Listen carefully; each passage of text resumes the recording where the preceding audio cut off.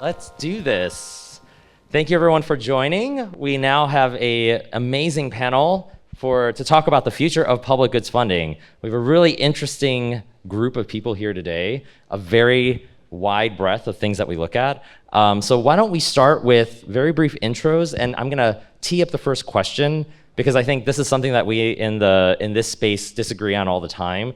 How do you define what a public good is as a part of your intro? So I'll let you, Arun, start.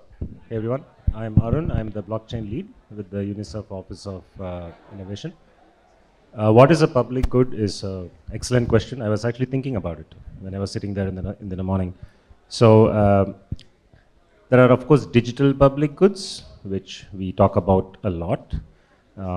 Like Roger was here with the Tor project. Well, of course, the entire blockchain system, Ethereum itself, can be considered a digital public good, which serves people. But from a UNICEF perspective, we are of course huge on the digital public goods. We are part of the DPGA, that's the Digital Public Goods Alliance. But majority of our work concerns public goods that affect everyone, like things like air, water, education, healthcare. So these are also public goods. And for example, we are doing an air quality monitoring project in Laos, where we install air quality monitors in schools there, and then it captures the data and we engage children. So the quest for me is to see how Web3 can not only help incentivize and grow digital public goods, but all public goods. Yeah. And just so people in the audience, I'm going to double click into that. If they're unfamiliar with your work at the UNICEF, could you just share a little bit more about what the types of programs that you work on and your focus? Sure.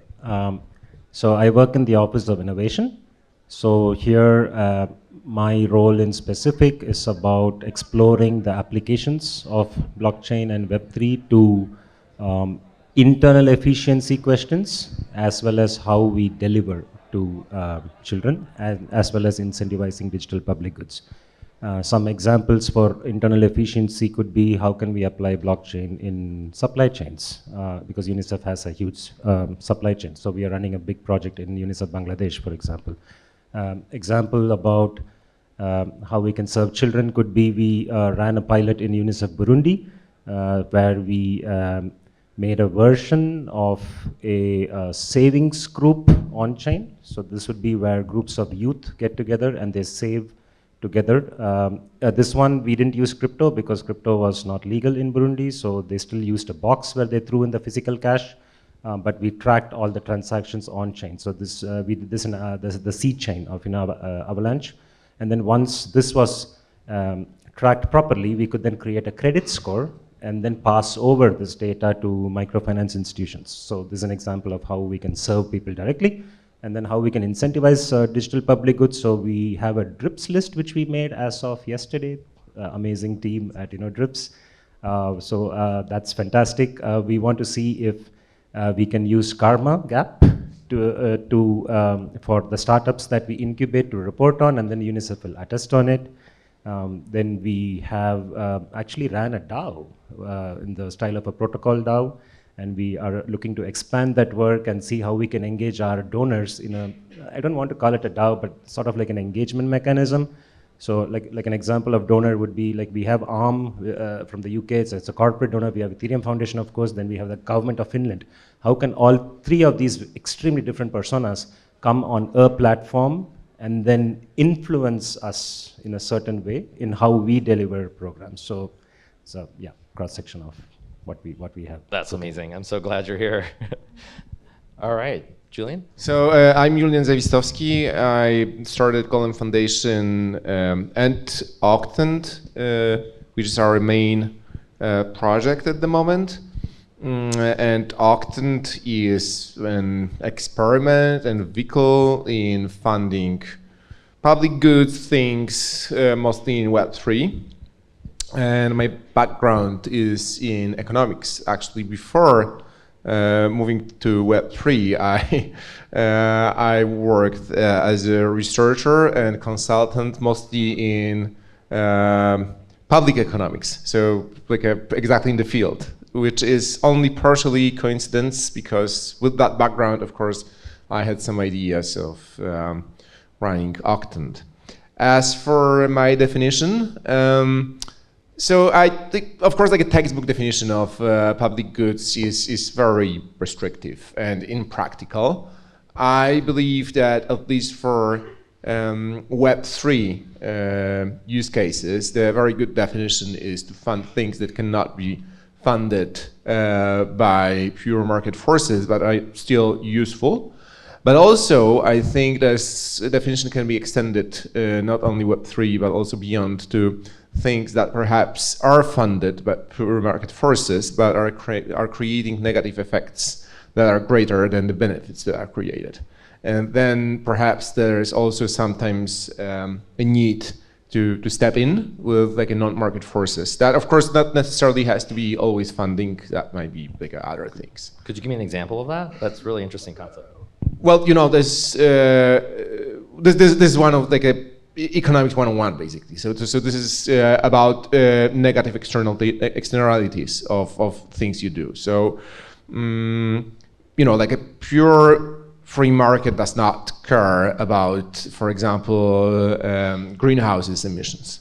So that of course cannot be solved with public goods funding, but that can be solved with some mechanism designs, as we would say in the decentralized space, or with some regulations, as would be as that it's tried to be solved in a, let's say, like a real world or like a legacy world, which I prefer. So that's a good example. But another example, for example, of creating a lot of like a negative effects on a societal level, much outweighing benefits are, I think, modern social media. So which of course, like people use them, they bring certain benefit. They are like they have utility, but at the same time, they both on individual and aggregated level are creating massively negative effects. Both like just consuming your time, when you could do so many beautiful things that are not related to, you know, like destroying your spine and eyes, not mentioning brain rot, and they are also destroying our societies in a way. So yeah, I will stop right here because I'm getting too long, I believe. Oh, that's a great answer. Thanks. All right, Eliza, is your mic working? Oh no. No. Wait. Yeah, it's working. Okay. Hi, and so my name is Eliza, and I work at the Ethereum Foundation and working with the multiple initiatives, but some of them are related to like creating mechanisms and ways to to create public goods sustainable in the future.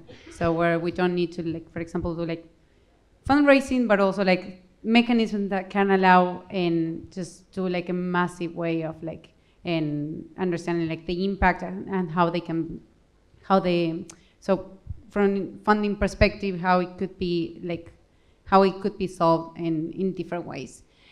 And so then Julian said like a lot about like what public goods mean, but I would also like to say that it's like about like this creating impact and like very powerful organizations that we use every day, and for like when a lot of like protocols and a lot of organizations are using these public goods, which are creating a lot of impact, and they are non-commercial.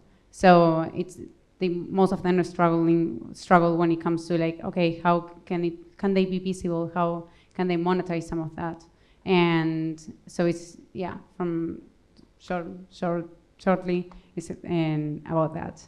And also like I'm sorry that I need to leave at 2:30. And because I have a hard stop, and Vitalik made us difficult to start earlier, and so apologies for that. But the guys are gonna continue with the panel. We're lucky to have any time with you that we can. Yeah, and please introduce yourself. Oh yeah, okay. So I'm Raymond. I'm I guess moderator, participant, serving dual roles today. One of the co-founders of Open Source Observer, where we measure the impact of public goods in different ecosystems. To date, mostly it's been in software supply chain and digital public goods like open source software. We take a pretty neutral definition to public goods in the sense that, I mean, certainly the economic strict definition is easier, and when we can apply that, we will. But I think, as people on Twitter say, public goods are good. I think, good is in the eye of the beholder. So I think different communities embody different value systems, and I think that's an amazing thing. And what good looks like and is unsolvable by market forces is going to look very different in different context-specific settings, whether it's in software or climate or whatever else. And we just want to measure what that looks like and just help different foundations or different organizations or different mechanisms figure out whether or not the mechanisms that they're using, the capital that they're deploying, are actually having the intended impact or the intended outcomes. And if not, how can we use data to help them understand, iterate, and design better experiments to more effectively leverage that capital. So that's what we do. And I'm happy to be here on this panel with you guys to talk about mechanisms. I think one of the things that's most interesting about this diversity of panelists here is that we have all different very theses, I think, of what's going to be most effective and how, and different experiences of experiments that we've run in the past. I am curious, out of all the different public goods mechanisms that you've seen so far, and especially things that you've deployed and have hard evidence and war-torn stories about, if you could tell us what you feel like are the most promising public goods mechanisms that you've seen so far. What are the things that didn't work? Or what are things that you find underexplored that you think needs a little bit of double-clicking into? I'll start with you, Arun. I'm not really an expert in mechanism design, but I really hope to learn from everyone. But so far, what we have seen, we have an impact staking pool, a Lido impact staking pool. So that's an interesting mechanism, I think. So where people can stake their ETH and choose to donate X percentage of the staking rewards to causes that they care about. In fact, I believe the talk after this one is by Jaydeep from Launch Nodes, who helped us do that. I don't know if you're here, Jaydeep. Yeah. Oh, there you are. Yeah. So that's a super cool mechanism. Then we really like drips as a distribution mechanism. So the question of how do we maximally utilize what drips offers, right? So there are so many digital public goods that UNICEF supports. Should we all put them on the same drips list? Should we cascade them in some way? I also want to see if we can add like an NFT to certify on-chain that X project is a digital public goods, and see if a drips list can read the status of that NFT and then choose to turn on or off, because the DPG certification lasts only a year. It's not lifelong. So if you're committed to digital public goods, then you have to commit constantly. It's a never-ending process, right? So you have to keep on committing, and you have to keep on showcasing proof of that. So how can we get that on-chain and then connect it back to the drips list? So that's something that I had a chat with the drips team about. So let's see. But so far, whatever I've seen is super exciting. And from the UNICEF perspective, we are happy to experiment and learn, and then hopefully do some good. I love that.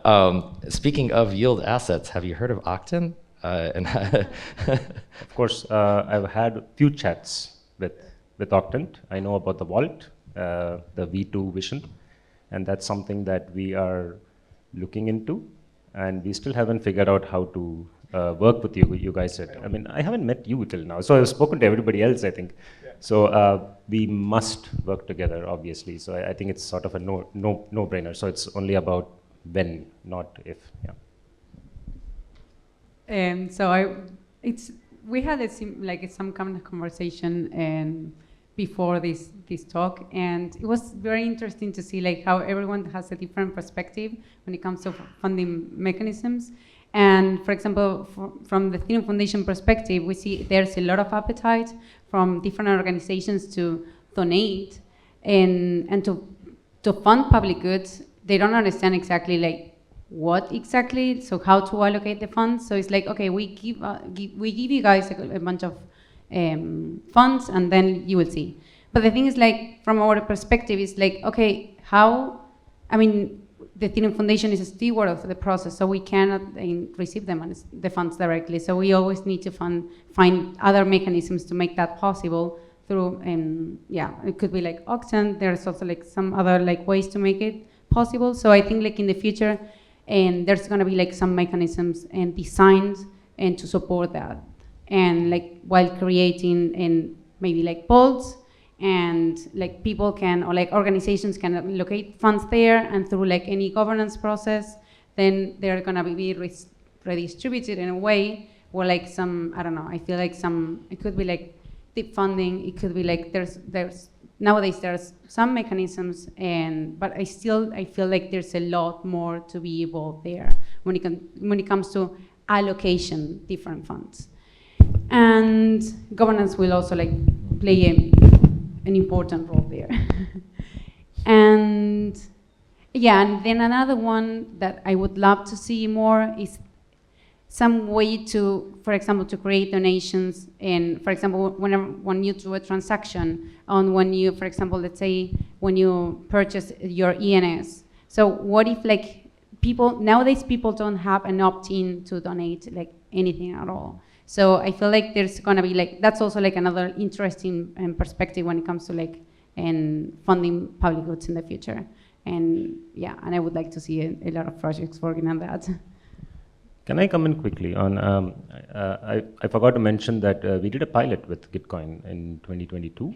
So that's what, so we tried out quadratic funding as a mechanism. And since you mentioned deep funding, so the question of allocating efficiently keeps coming into my mind. So if I make a DRIPS list, for example, and if I have like hundreds of digital public goods, then ultimately everybody gets like 0.0 whatever percent. So that, I don't know, from the face of it doesn't sound that great. So how to allocate it using AI is something that we are also looking into.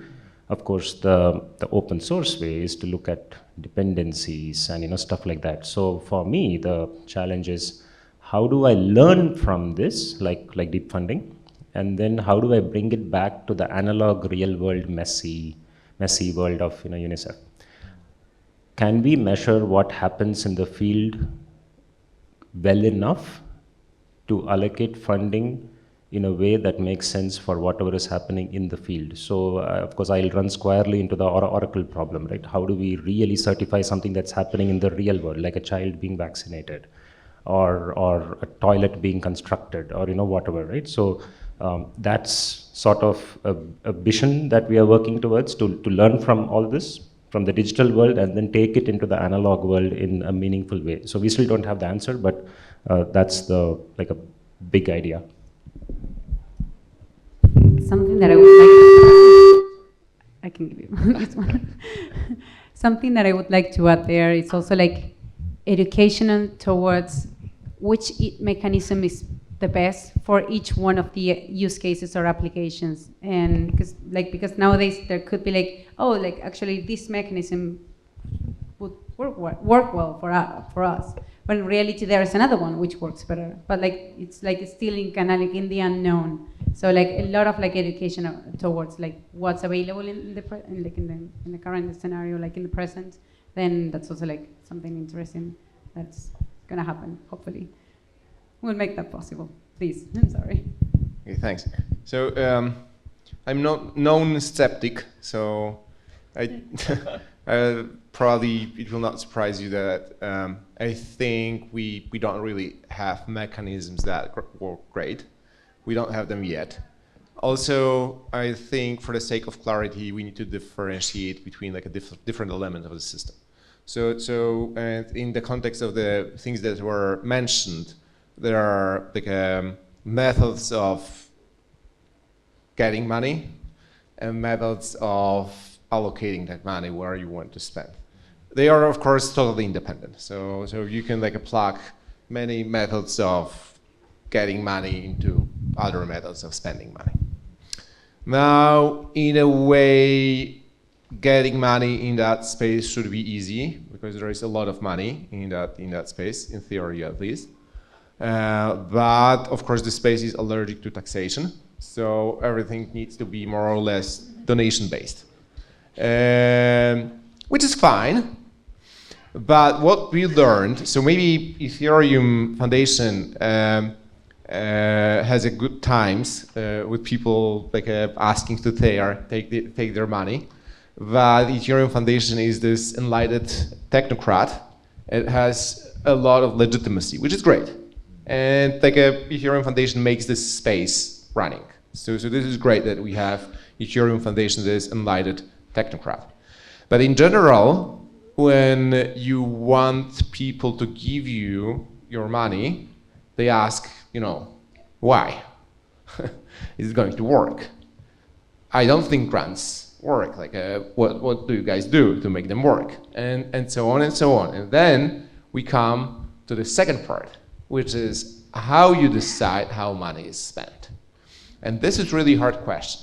You can, of course, do that as enlightened technocrat, as Ethereum Foundation does it very often. But then first you need tons of legitimacy to get away with whatever your decision is.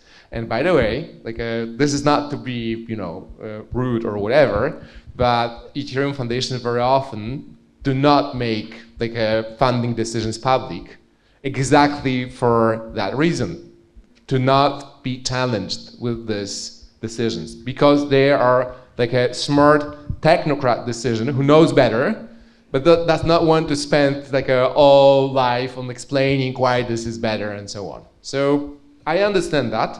I'm not sure this is like the best decision, but I understand and I accept that. And this is their money after all.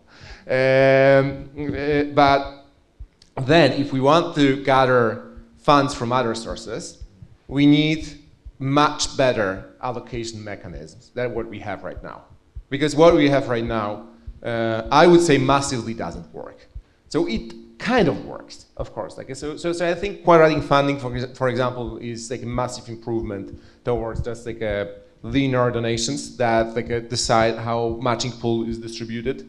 I think that the fact that we know how to involve community into that process is also massive improvement towards not being able to involve community in that process, and so on and so on. But just to cut it short here, this is like a long way, and and by the way, this is unsolved problem. Like this is unsolved problem in public choice theory. So this is not that like all the world is smart and we are dumb. We are much smarter than the rest of the world because we are trying to figure that out. We have skills. We have technology, and we have programmable money, and we will get it right. But we need some more time. Well, hold on. Let me double click into that, because I feel like work can't mean solve all problems and unicorns. I think, what does work mean for you? Because work could mean a lot of different things in different contexts as well, right? Work could mean sustainability. Work could mean you achieve some kind of outcome or some kind of goal. Work could, like, when you say it's not working well, what are the satisfaction criteria? We don't know, and this is why it's not working. Because what you want to do in public goods funding or in funding with so here is exactly the problem. So public choice theory and how you fund things is about finding out what are the preferences of the people. Now this is very hard. Like Kenneth Arrow proved at some point that it's impossible. For many reasons, like one of them is that some people prefer bananas, some other prefer apples. Then you cannot compare apples and bananas because apples are not bananas. And some people prefer steaks or eggs. And on top of that, many people do not know what they want. So if you, for example, were to fund Ethereum progress with a public vote on which AIPs should be included in the next protocol upgrade, that would be obviously like massive disaster. But we don't even know who is the Ethereum community and whether Ethereum community wants more privacy or more adoption or more interoperability, for example. So if you don't know those things, how you measure the effects of what you do against them? This is why we don't even know if they work. So you're saying there's a tight interlinking between the political problem and the economic problem. Well, I like to say that the funding is governance is ideology. So because there is no objectivity here, right? Like if you fund scalability first or privacy first, This is not like a technocrat objective decision. This is governance, or which is ideology. So what you believe is more. But by the way, I use word ideology in a positive sense here. So you always, when you do things, you always do that against like a set of beliefs, which can be defined as ideology. I mean, let me ask you this question, because I'm impressed at how much you've been able to name drop all the different mechanisms in the Web3 ecosystem. But UNICEF has done a lot of things outside of the Web3 ecosystem. Could you share your impression of what does it mean for something to work? What are lessons that you can share about things that the UNICEF has done that we shouldn't lose, that we should make sure that we learn from that past history and all of those mistakes that have been made before? And what are the things that we should avoid in what we're doing here? Okay, I'll give a specific example. When you were talking, what came to my mind is, can localization work to derive the needs of people in a smaller subset, and then you repeat that to cover the masses? So we do it's not digital, but we do an analog thing. So so our humanitarian portfolio has this project called Kits That Fit. So in humanitarian emergencies, whether it's climate-induced or human-induced, UNICEF is on the field delivering life-saving essentials. So what I think used to happen traditionally is something like the technocratic, like somebody used to make up their mind. And now what's happening is we literally ask the people what they want. They say it in whatever way, in a certain modality. We collect that information, and then we prepare local supply chains to be able to deliver that. And then once it's delivered, we ask them again. Then we repeat, and then it just iterates again and again and again. And of course, if the crisis changes, then the needs also change. Then we also change.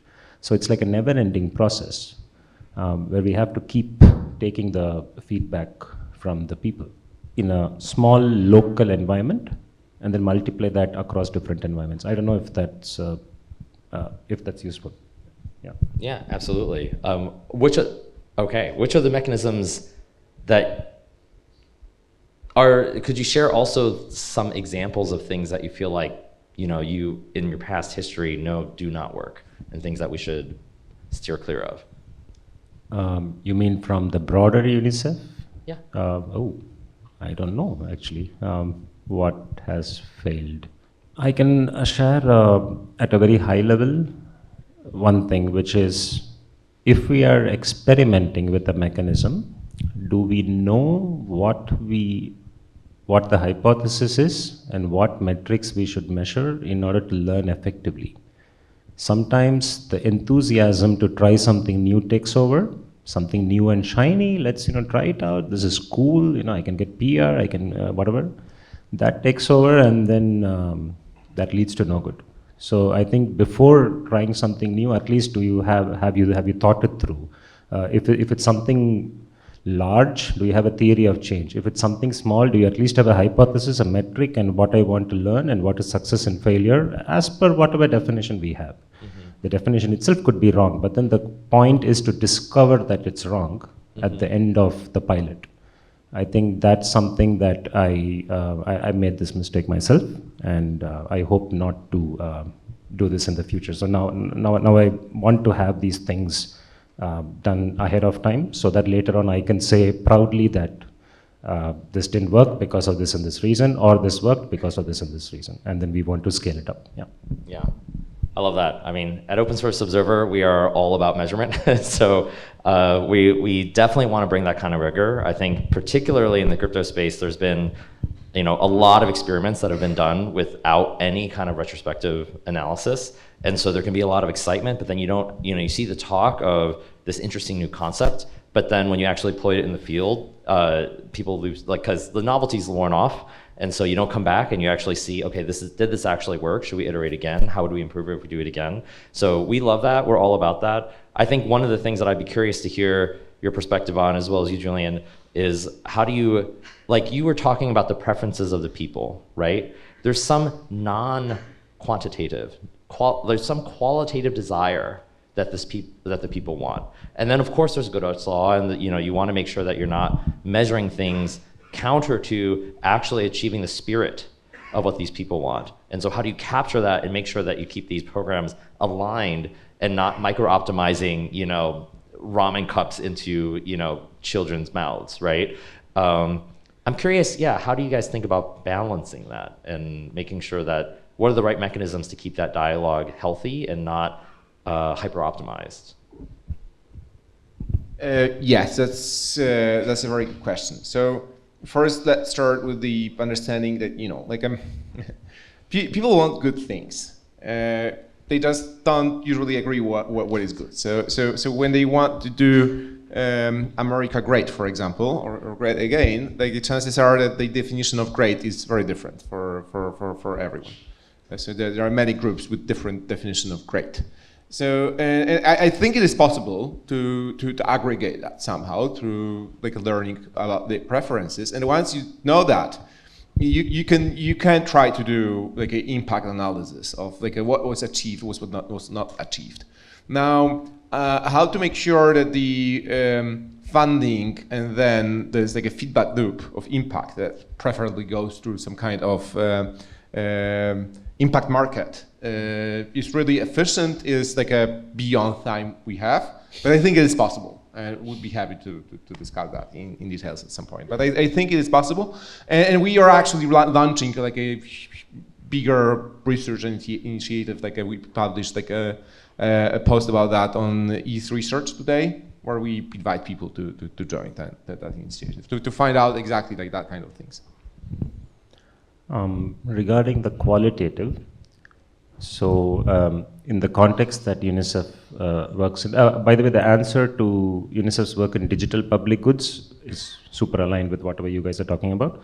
When I'm referring to the other sorts of public good, our field work, so there, of course, it depends on the context. If we are in a Sudan, for example, it is such a harsh context that we come back to the most minimum basic things that need to be delivered, which has scientific backing to it. So there the qualitative feedback would be, are you okay?